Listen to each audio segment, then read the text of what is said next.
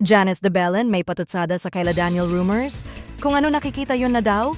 Mga kachika, may pahaging na nga si Janice de Belen, ang mother ni Kyla Padilla, tungkol sa umiinit na dating rumors ng anak niya at ni Daniel Padilla.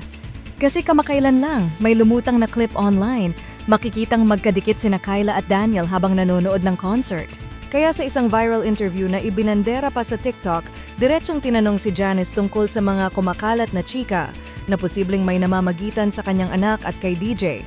Sagot naman ni Janice, unexpected, kasi sabi niya, "Of course, the first instinct of any parent is to protect and to overprotect in this case. Pero kahit ganun daw, hindi rin pwedeng puro protection lang." Dagdag pa niya, marami silang gustong ma-experience. At kahit kailangan pa rin daw ng guidance, ayun na nga, ipa-experience daw. At kung ganyan, say ng actress, pagkatiwalaan mo rin sila na kaya nilang desisyunan ang buhay nila. Para sa kanya naman, pagkakatiwalaan na lang daw niya ang sarili sa pagpapalaki sa anak. Kaya boom! Mukhang imbes na dating intriga, naging thoughtful insight ito ng isang ina. Pero wait mga kachika, akala nyo tapos na? May pahabol pa si Janice sa scoop. Kasi diretso ang bitaw niya. Kung ano ang nakikita nila, yun na yun.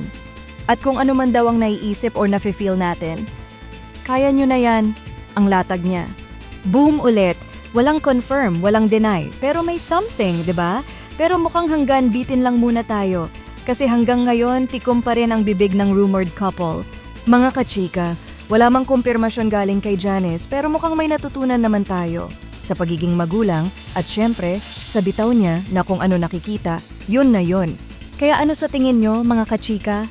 May Kyla DJ love story nga bang binubuo sa backstage ng showbiz?